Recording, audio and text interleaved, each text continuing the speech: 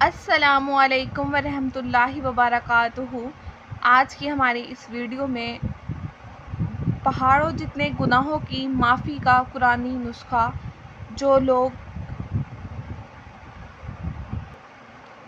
جیسا کہ ہم سب جانتے ہیں کہ ہم گناہوں کے پتلے ہیں، نہ جانے ہم سے دن میں کتنے گناہ ہو جاتے ہیں اور بنا ہمیں سوچے سمجھے ہم گناہ کر بیٹھتے ہیں۔ ہمیں اندازہ بھی نہیں ہوتا کہ ہم نے کس قدر کیا گناہ کر دیا، کس وقت کیا خطا کر دی، کیا غلطی کر دی، اور ہمیں اندازہ بھی نہیں ہوتا۔ ہم اپنے کاموں میں مگن رہتے ہیں، اس چیز کا ہمیں بالکل غور و فکر نہیں رہتا کہ ہم نے کیا گناہ کیے، کیا غلطیاں کیں۔ تو یہ آج ہمارے لیے ہے، ان لوگوں کے لیے، ان تمام بچوں، بزرگوں، بڑے جوانوں، سب کے لیے ہے کہ ہم گناہ کرتے ہیں اور ہمیں پتہ نہیں چلتا کہ ہم نے کتنے گناہ کر لیے ہیں، اور ان کے لیے یہ ایک وظیفہ ہے جس پہ عمل کر کے، جس وظیفے کو عمل کر کے وہ اپنے گناہوں سے نجات حاصل کر سکتے ہیں، کہ ہمیں جتنے گناہ ہم کر چکے ہیں ان کی معافی طلب کر سکتے ہیں۔ تو یہ بہترین ایک وظیفہ ہے، بہترین عمل ہے جس پر عمل کر کے ہم اپنے گناہوں کی معافی حاصل کر سکتے ہیں۔ آئیے دیکھتے ہیں کہ وہ کون سی آیت ہے، وہ کون سا وظیفہ ہے جس پر عمل کر کے ہم گناہوں کی معافی حاصل کر سکتے ہیں۔ تو اللہ کا نام لے کے ہم شروع کرتے ہیں۔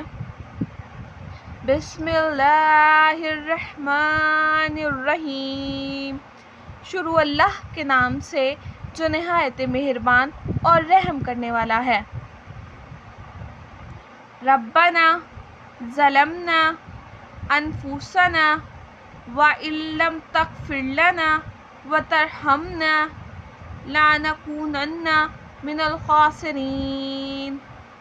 ترجمہ: اے ہمارے پروردگار، ہم نے ظلم کیا اپنی جان پر، اور اگر تو نہ بخشے ہم کو اور ہم پر رحم نہ فرمائے تو ہم ضرور ہو جائیں گے برباد۔